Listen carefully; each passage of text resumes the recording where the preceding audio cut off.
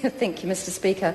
I want to begin by extending my thoughts and best wishes to the people of Japan who are enduring the worst calamity possible, with the major earthquake followed by a tsunami and now a developing nuclear crisis.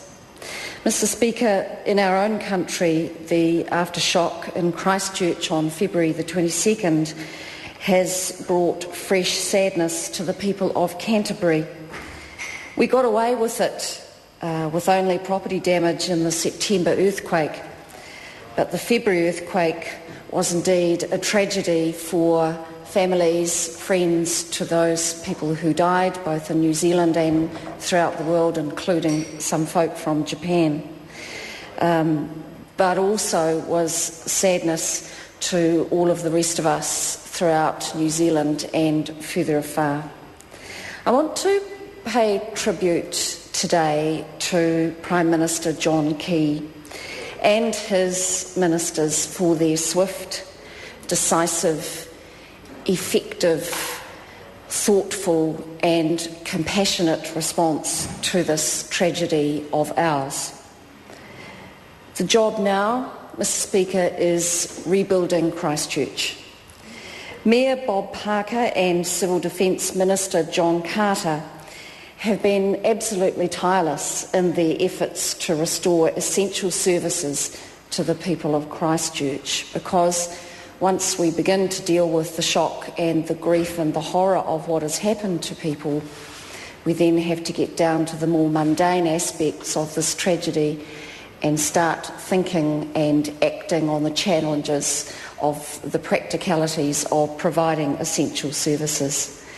This is a massive recovery operation required, and the declaration of the extension of the state of national emergency ensures that the maximum possible coordination and cooperation between central and local government, between central and local resources, will be most effective in response to this disaster.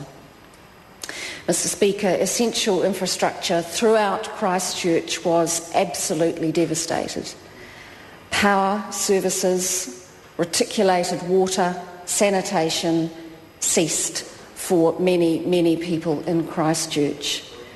Life changed immediately for the people of Christchurch affected, who, as well as being traumatised, fearful of what had happened and of the aftershocks still to come, were also coping with, maybe for the first time in their lives, with having to deal with the very practical business of going about living, drinking, eating, going to work, using essential services.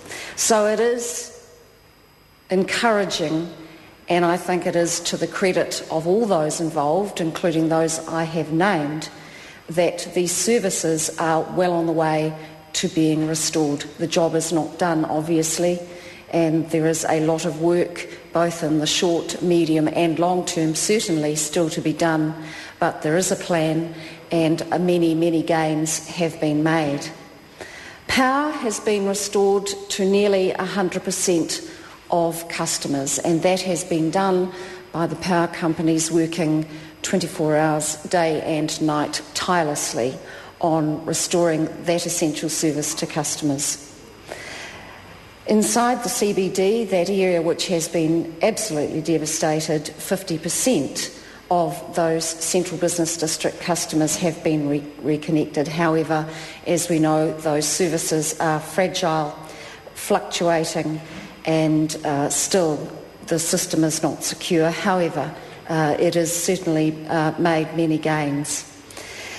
Approximately 95% of households on a mains water supply have now been reconnected, and I know that the lack of reticulated water, even though it still needs to be boiled, has been of particular concern to people.